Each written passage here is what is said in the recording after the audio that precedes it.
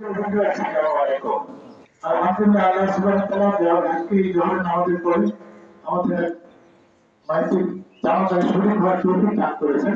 সেই কারণে প্রথমে আমরা আল্লাহ সুবহানাহু ওয়া তাআলার কাছে শুকরিয়া আদায় করি আলহামদুলিল্লাহ। আজকে ওনার জানাজা নামাজ আমরা দোয়া করার জন্য আসছি। আমরা শুধু দোয়া করব আল্লাহ সুবহানাহু ওয়া তাআলা যেন জান্নাত নসিব করে।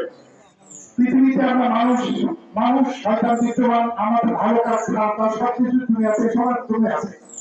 আলহামদুলিল্লাহ আমরা বিশ্বাস করি আজকে আমরা দোয়া করবো আল্লাহ সুবহানাহু ওয়া তাআলা যেন তার খারাপগুলোকে মাফ করে দিয়ে ভালো কাজগুলোকে গ্রহণ করে তাকে পছন্দের ব্যক্তি হিসেবে কবুল করে নেয়। এটা আমাদের দোয়া। এটা এছাড়া উনি জন্মগত ভাবে তার একটা সমস্যা নিয়ে জন্মগ্রহণ করেছিলেন। এই সমস্যার কারণে আল্লাহ সুবহানাহু ওয়া তাআলা পৃথিবীতে থাকে একটা মানুষের সচরাচর চলার জন্য মানুষের যে সুবিধাটা থাকে সেটা তার আল্লাহ সুবহানাহু ওয়া তাআলা দেননি।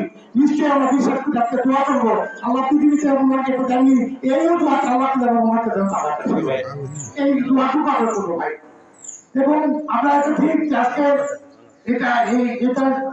এই ধরনের জানাতে আমাদের কিছু প্রত্যেকের কাছে কিছু শিক্ষা চলে আসে। এখান থেকে আমরা শিক্ষা দিব যে আমরা প্রকৃত মুসলমান না হয়ে এই খাঁচায় না উঠি। প্রকৃত মুসলমানের জন্য কিন্তু যে কথাটা সবসময় আসে নামাজ ইমান নামাজ হক জাকাত, এর সঙ্গে আমি এক করতে চাই সেটা হচ্ছে পবিত্র কোরআন এবং সুন্নাহ। এই দুটোকে আঁকড়া না ধরলে মুসলমান থাকা খুব কঠিন ভাই। কারণ শয়তান চাইবে না কখনো একজন মানুষ কোরআনের সঙ্গে সম্পর্ক করুক।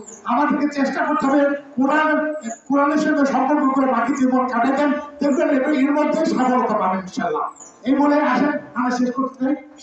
আসসালামু আলাইকুম।